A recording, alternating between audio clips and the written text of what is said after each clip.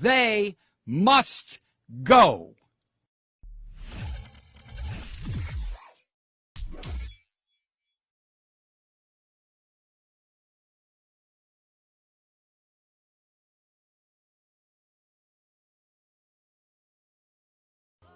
Mimi is in St. Paul listening on KTNF. Hey, Mike. Hi. Well, I'm confused. I want to talk about Israel. And so can you even imagine any other country in the world allowing 530 rockets to fall before it took a step to defend itself? And then hearing the last segment, you guys were talking about not wanting to help fund the Iron Dome. The Iron Dome isn't just to protect Israelis.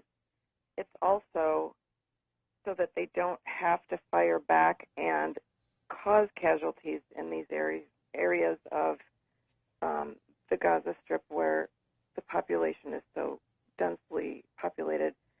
I just don't know. Tell me what you think would be an acceptable. When are the Israelis supposed to defend themselves? How can they do that? Well, wait a second, Mimi. Let me just turn it around and ask you something. You are a family. You have lived in St. Paul, Minnesota for your family and your antecedents for probably, let's say, 100 years. And all of a sudden, I show up on your doorstep, literally on your doorstep. And I say to you, Mimi, get out of this house. This is my house. Let me tell you why it's my house. It's my house because my religion says it's my house. Now get out. Now, I happen to be standing on your doorstep with a gun pointed at your head and at your... Who are you? No. Hold on. No. I listened to you. You listened to me. I don't know which side you're talking for, but okay. All right, Mimi, I'm going to put you on hold so you can go ahead and interrupt if you want to. But I'm standing on your front porch, and I order you and your family out of your house. And I tell you that it's my house, not your house. And the reason it's my house and my block and my neighborhood is because my religious belief says it's mine. And you sit there and you say, well, no. What are you talking about? We've been here 100 years. I'm sorry. Get out, Mimi. So you leave. And the reason you leave is because you know if you don't, I'm going to blow up your house and probably blow up your family. So you leave and you move down the street. And for the next 60 years, you sit there and you get very, very angry because I came into your house and told you to get out. So what you do, Mimi, you decide, well, I know what I'll do. I'm going to start throwing rocks at what used to be my house, and it'll break the windows. That'll make that damn Malloy move. So you start throwing rocks. And then I come outside and I say, Mimi, were you throwing rocks? And you look at me rather sheepishly, and that's when I level an RPG at you and your family and your house, and I pull the trigger, and all of a sudden, whoosh, you're all gone.